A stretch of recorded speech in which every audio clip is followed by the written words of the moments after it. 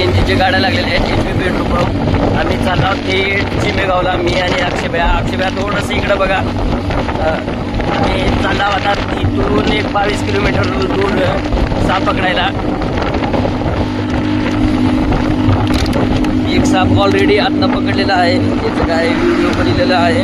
हे नाग आहे मोठं लढ 5.5 फुटाचं. तर आता आपण चालला हे आपल्या गावाकडे चिमेगावला साप पकडायला. आपल्याला औरत वाटायला जायचे आता. हे इकडून आता हे शेल्लार रोड आहे. शेल्लार कशी यावं पण जवळ जाऊन. तर बघा मित्रांनो आता आला आपण. तर असल्या जागी साप न राहायला तर काय हो, शेतामध्ये साप राहणं तर शक्य आहे. तरी हे बनवीत आहे म्हणलेल्या कडव्याच्या. तर बघू तर हे काय वातावरण सगळीकडे जंगल एरियाच असल्याने असल्या जागी साप राहणार तर कोण्या जागी जाणार आहेत. आता त्यांना निसर्गामध्ये बी सुद्धा शेतकऱ्यांना बी ताप आहे. निसर्गात राहायला बी त्यांना त्रास होऊ लागले. आता बघू त्या जागी कोणता साप आहे का नाही. त्याला पकडून आपण त्याच्या एरियात चांगल्या जागी रिलीज करून टाकू.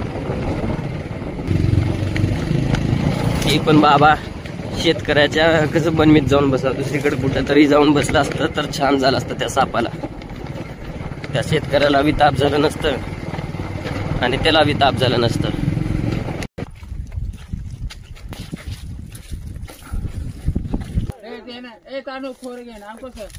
तुमचं काम थांबिले का?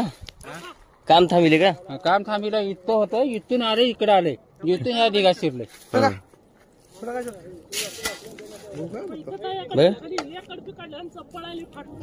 फाट पडाले का? तर यांचं काम थांबलेलं आहे इथे मित्रांनो. तर आता अक्षयला थोडस गव्हाचं चोपट काय गव्हाचं मला सोयाबीनचं चोपट काढावं लागेल. काढल्यानंतर बघू तो साप कोणत्या ठिकाणी आहे का नाही. यांचं काम थांबलेलं आहे.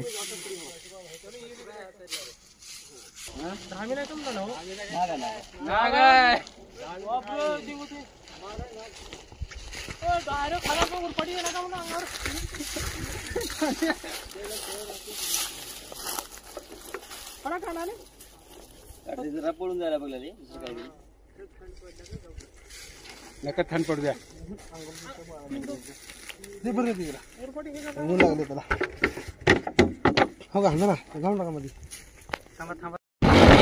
सीएनजीच्या गाड्या लागलेल्या आहेत HP पेट्रोल पंप. आम्ही चाललो थेट चिमेगावला, मी आणि अक्षयभ्या थोडंसं इकडं बघा. आम्ही चालला आता इथून एक 22 किलोमीटर दूर साप पकडायला.